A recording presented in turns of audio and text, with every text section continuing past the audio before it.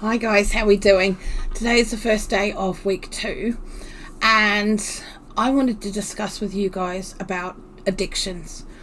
Okay, so we all know about drug addictions of different varieties, whether they be illegal or legal. And legal ones are things like prescription addictions, etc. Illegal ones, we know what those are. I don't need to go fully into those. Alcoholism is another drug. It's the most popular drug of choice, let's be honest.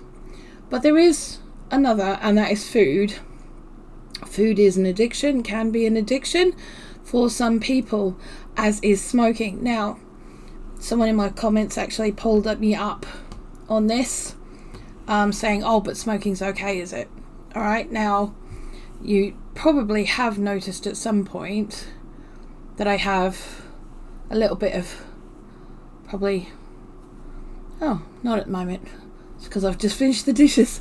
Okay, so but some people do notice that occasionally I do have a little bit of smoke mark on my fingers, and that's because I roll my own cigarettes, and I have done since I was 15 years of age. I am now 50.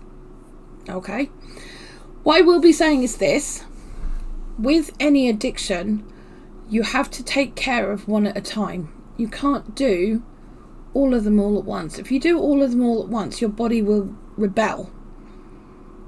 And even if you go into rehab and stuff like that for drug and alcohol addictions, they will not try and get you to quit smoking at the same time as you are dealing with drug and alcohol addictions. Okay?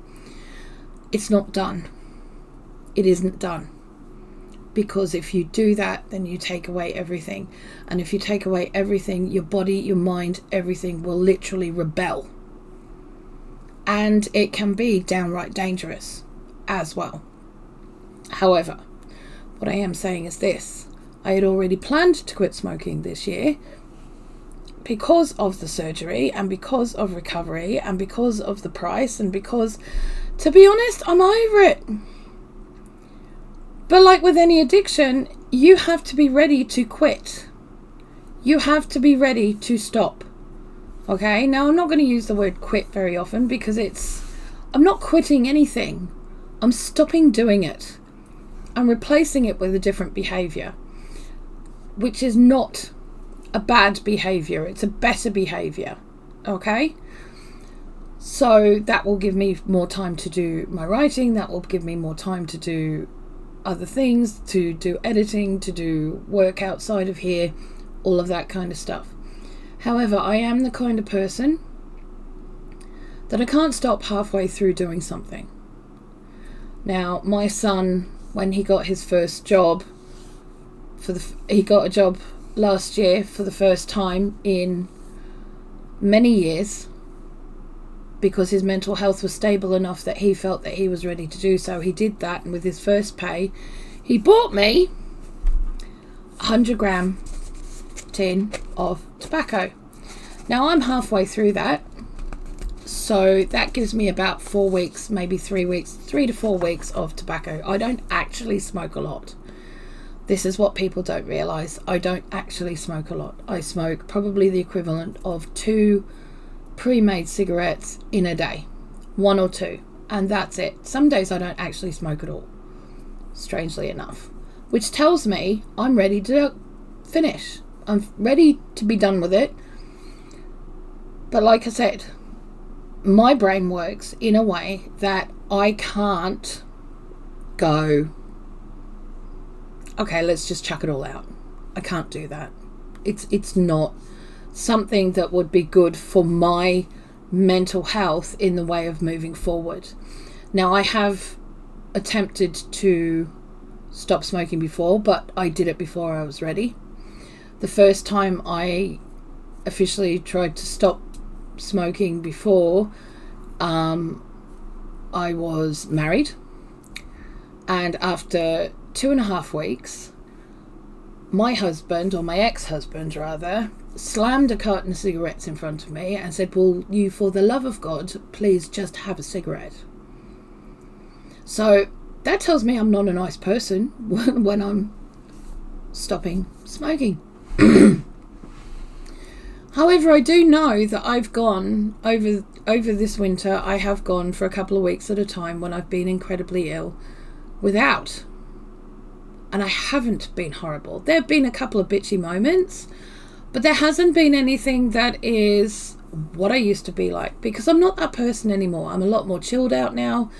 I'm a lot more just take it and leave it kind of thing. I'm not in my late 20s, early 30s where I'm a lot more volatile at that point, and I was a lot more volatile at that point.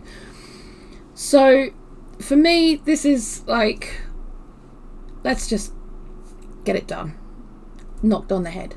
So by April, I will be done, and that's fine. I just wanted to address that.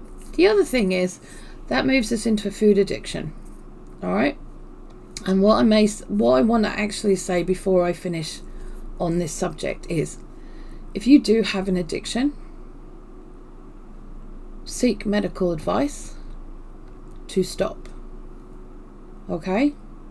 You will need the help to stop. Especially if it's something like drug or alcohol related. Smoking, not so much. You may need the extra assistance. You may need the extra support. Go and get it. If you need patches, if you need gum, if you need any of that, go ye ahead. I don't feel it's necessary for me. I've been through all of the courses. I've been through all of the stuff. I don't want to have patches on my skin. I'm not addicted to the nicotine. I'm actually addicted to the having something to do with my hands. Because I have ADHD, I'm addicted to having something to do with my hands. It doesn't do anything for me in any other way, shape or form. So for me, it's about finding something else to do. Finding something else to fidget with. And that's fine. And I have plenty of things that I can keep me occupied with. And I will do. And anytime I feel like I need to have a cigarette, I will just simply get up and go and do one of these pre-organized tasks that I can do. It may be just tidying up a bit. It may be reading a book. It may be just playing a game for 5 minutes on my phone. It may be just getting some extra work done. It may be any of those things, but it's my way of doing it. Now, I know myself, I know how I work. If you're at a state, and I've been slowly cutting down over years, okay? I was smoking 50 a day pre-made cigarettes in my 20s because we used to be able to buy them in packets of 50s in Australia. And that's how I bought them, because they were $16 for 50 and it was cheaper that way. So I did. That's what I did. And I used to go through them every single day. But I also had a job that was able to support that. I don't have a job that can support that anymore, and I don't have a job that can support what I am doing. The way that the cost of living is going at the moment, I have to make a sacrifice. This is my sacrifice. I'm at the right time to do it, and that's what I'm going to do. Okay? So there we go. Simple. Now, when it comes to food addiction,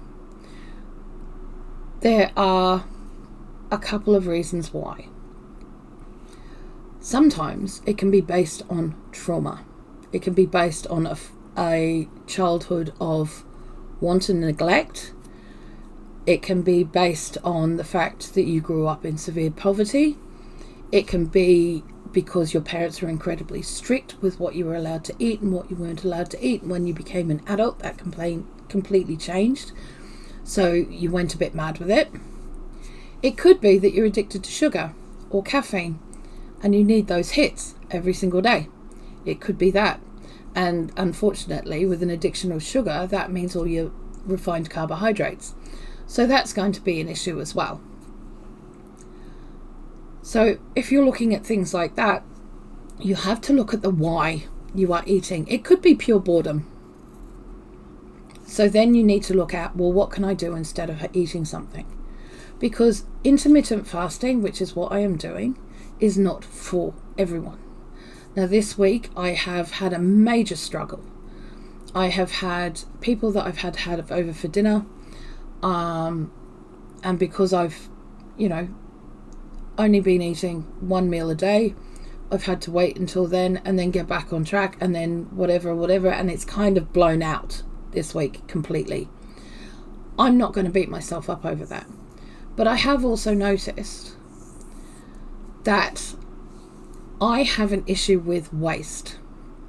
I have a mental issue with food waste. This is because I have worked with people for years, and I mean decades, who have been without. I've worked in food banks, I've helped set them up.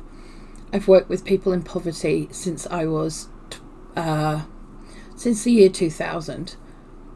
So I've worked in all of these places for all of this time, and all I have seen is people wasting food all the time, and I find it abhorrent.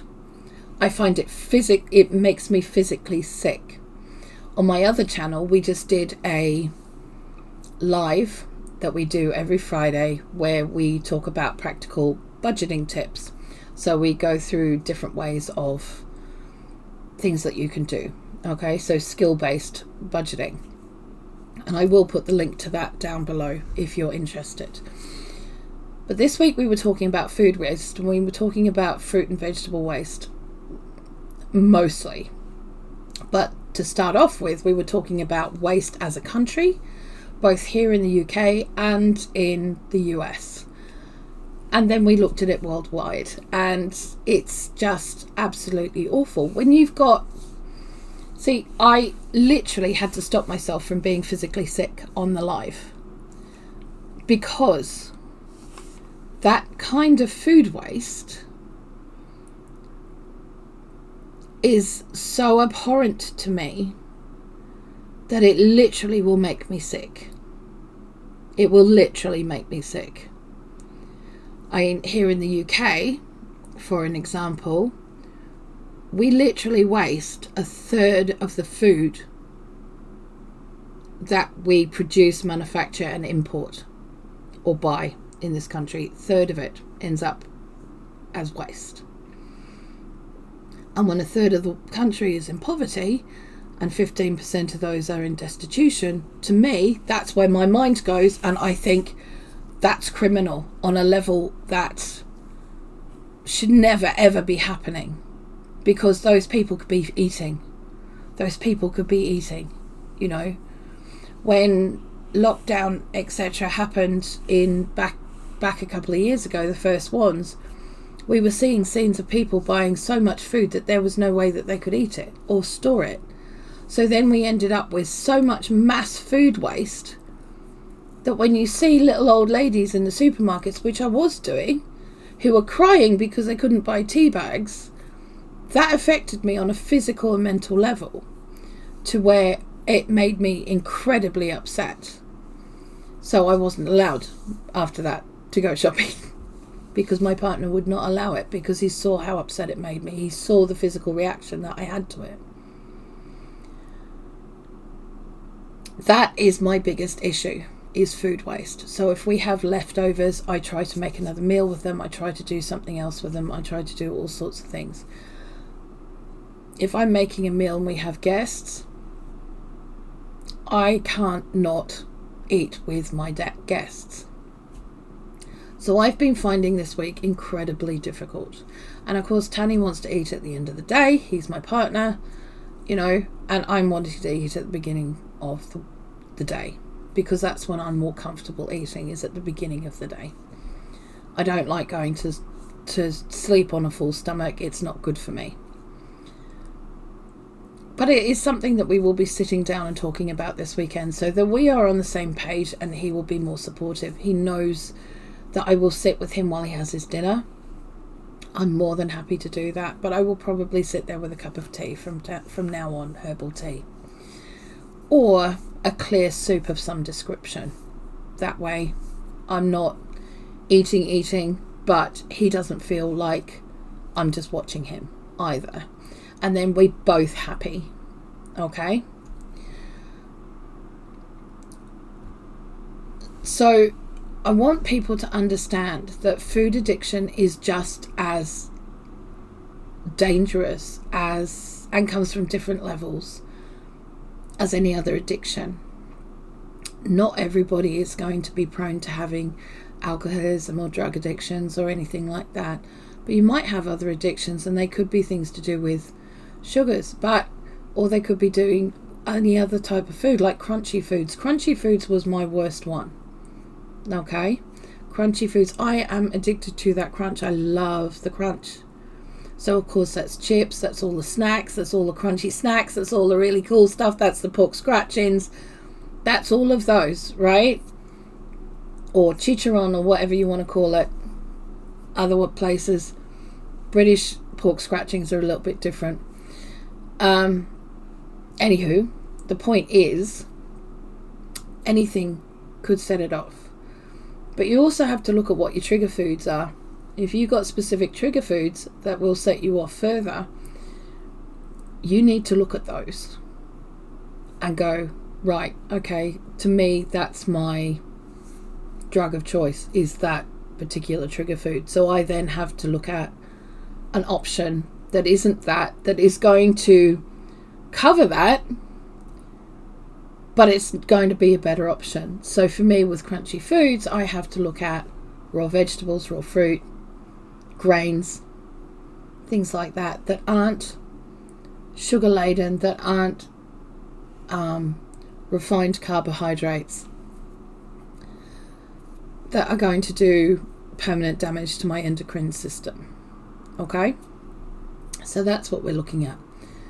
Now, I know this video has been very long, but I really did want to touch on all this subject. We all have our struggles. We all have our challenges. We all have our things that we have to go through.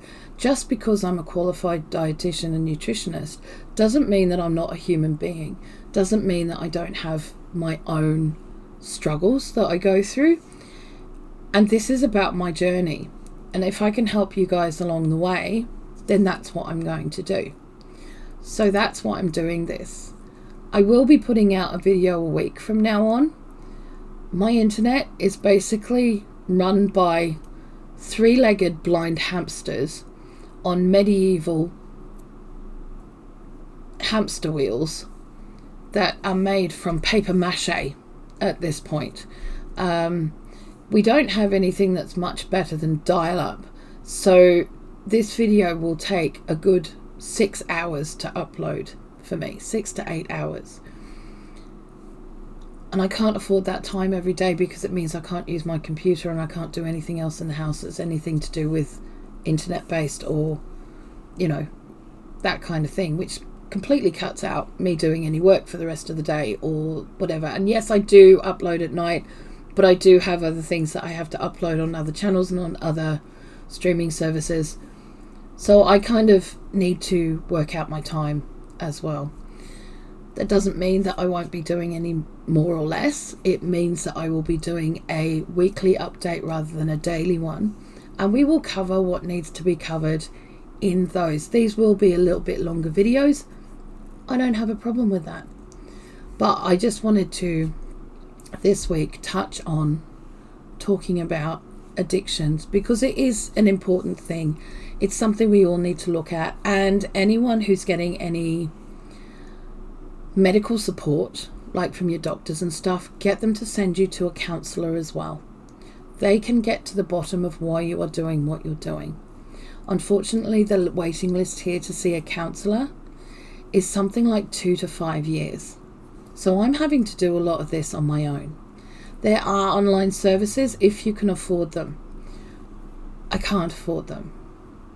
I would dearly love to go to somewhere like BetterHelp or something like that, or be sponsored by them or whatever, but I can't. I'm tiny little channel. I'm just one person, and you know, it's not affordable to me at this time, and that's okay. All right, that's okay, because I am able to sit down and really talk to myself and really look at why I'm doing what I'm doing. But I need to get more organised. There's a lot of organisation that needs to happen.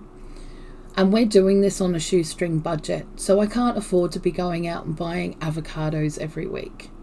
It's not something that I can afford to do. It's a great thing. And I love a good avocado. But they are so expensive in this country right now that it is beyond what we can actually afford. So I have to use what we are able to afford, and with keeping the rest of the household in mind as well. So I'm going to be doing that and keeping to the cheaper ingredients, but still having a fully rounded whole foods diet that is predominantly probably about 90% plant-based. It's not at this point fully plant-based because I'm a human being, and I'm doing my best. I do better when I am fully plant-based, I'm not going to lie. My body does better, partly because, and I think the main reason is because I had my gallbladder out when I had my second son, and I can't really digest all the fat anymore like I could have. And I think, looking back on it, if I knew then what I know now, I wouldn't have done it, and I wouldn't have had my gallbladder removed. I wouldn't have done it. But I possibly wouldn't have needed to either. So, I would have been able to sort things out. Anyway, enough of me rambling. It's been a week. There's been a lot going on. I've got my business course that I've been part of, and a lot of different things that have been going on as well. But life is what it is, and we have to get back on track. You can't beat yourself up when you don't do what you expect to do, but you have to get back on track again. It's like what I keep saying to a lot of my friends or to other clients or whatever, is that it's okay to have the feelings, it's okay for things to happen, but you can't unpack and live there. Just because it didn't work out this week doesn't mean it's not going to work out next week.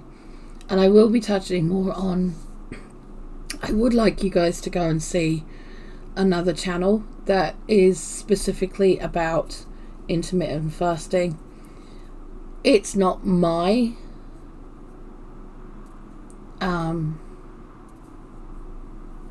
it's not